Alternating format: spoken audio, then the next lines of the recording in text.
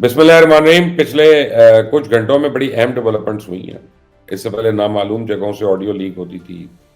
پہلی باری ایک بڑی سیاسی جماعت کے اجلاس کے اندر سے ایک آڈیو لیک ہو گئی ہے. یہ آڈیو کافی اہم ہے کیونکہ اس جماعت کے مستقبل کے اس کی سیاست کا پتہ چلتا ہے. اسے بات ہوگی. لیکن ایک بار پھر پی ٹی آئی چاہ رہی ہے کہ پاکستان کہیں رک جائے، کھڑا ہو جائے، تباہ ہو جائے، معیشت کا پہیہ کھڑا ہو جائے. اور اگر ہم حکومت میں نہیں ہیں تو حکومت ہی نہیں چلنے دینی، ملک نہیں چلنے دینا. آئی ایم ایف کو خط، پھر صدر کی طرف سے اسمبلی کا اجلاس نہ بلانا.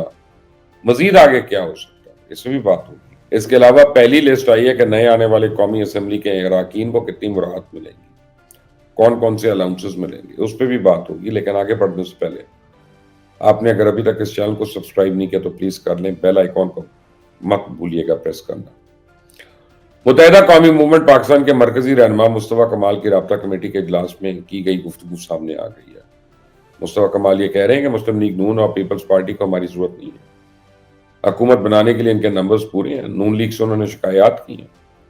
مصطفیٰ کمال کہتے ہیں کہ نون لیگ سے مذاکرات کے لیے پہنچے تو لگا جیسے بین بلائے آ گئے، جیسے کوئی دروازہ کھول کر اندر جاتا ہے تو کہتے ہیں اچھا آ گئے ہو، آ جاؤ بیٹھو بیٹھو، چائے پیو گے.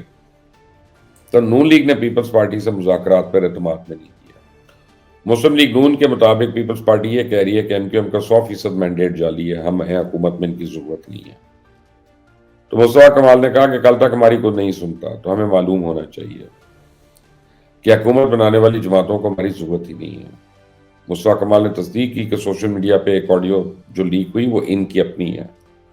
ان کا کہنا تھا کہ آڈیو لیک ہونے سے واضح ہو گیا کہ ایم لنڈن کے لوگ اب بھی رابطہ کمیٹی میں موجود ہیں، اور آڈیو لیک ہونے سے اس شخص کا پتہ چل گیا جس کو تلاش کر رہے تھے. اب اگر ہم کچھ حقائق کو دیکھیں تو ایم کے پاس اس وقت 17 نشستیں ہیں. مخصوص سیٹس ملا کر ان کی 20-21 نشستیں بن جائیں گی، اور اگر پی ٹی آئی کو نشستیں نہیں ملتی تو 1-2 مزید بڑھ جائیں گی. یہ ایک بڑی گیم ہے، بڑا نمبر ہے.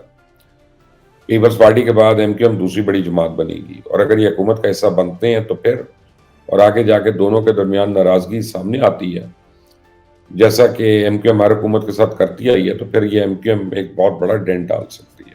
تو دوسری طرف پی ٹی آئی ہمیشہ کی طرح اپنی ایک روش پہ قائم ہے کہ ملک کو آگے نہیں بڑھنے دیتے. صدر الوی نے اسمبلی کا اجلاس روک رکھا ہے، اس کے باوجود اجلاس ہو رہا ہے. 16ویں قومی اسمبلی کے افتتاحی اجلاس کی تیاری مکمل کر لی گئی ہے.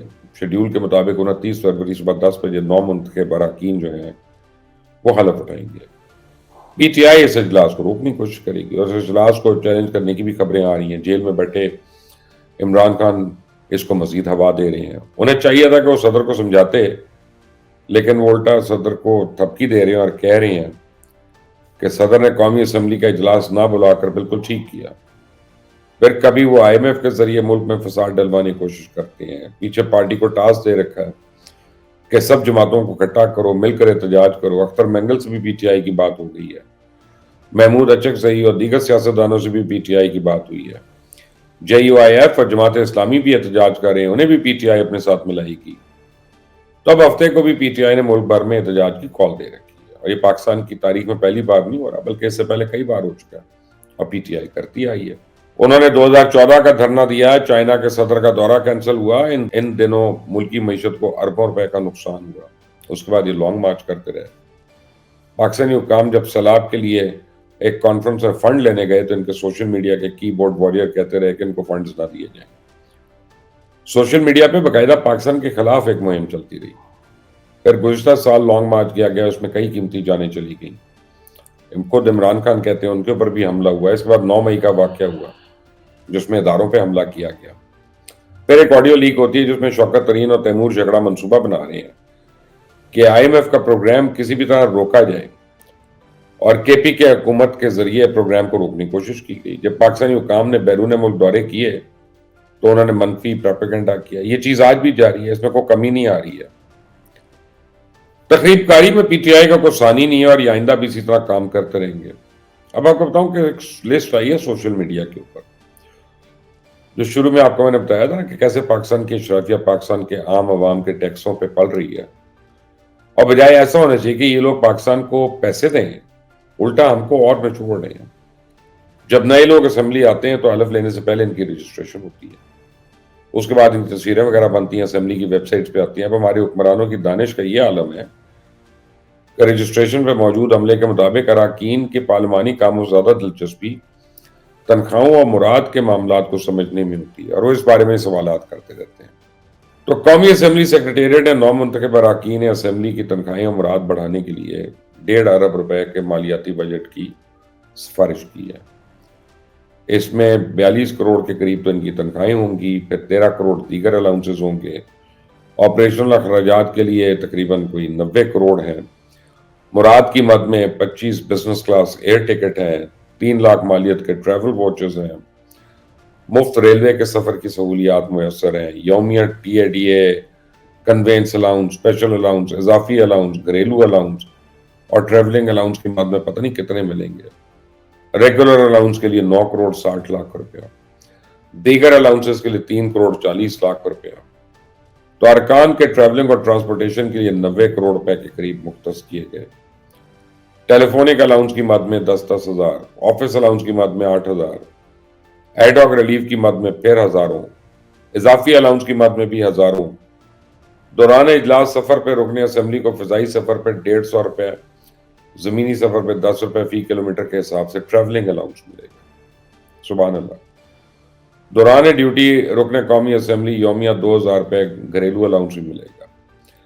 قائمہ کمیٹی کے چیئرمین بننے پہ 25,000 روپے اعزازیہ دیا جائے گا۔ چیئرمین کمیٹی بننے پہ رکن کو پرائیویٹ سیکرٹری، اسٹینوگرافر، نائب کاسٹ، ڈرائیور اور گاڑیاں یہ بھی ملیں گی۔ رکنی اسمبلی کے طور چیئرمین کمیٹی 1300 سی سی گاڑی کے ساتھ 600 لیٹر فیول بھی اس کو دیا جائے گا۔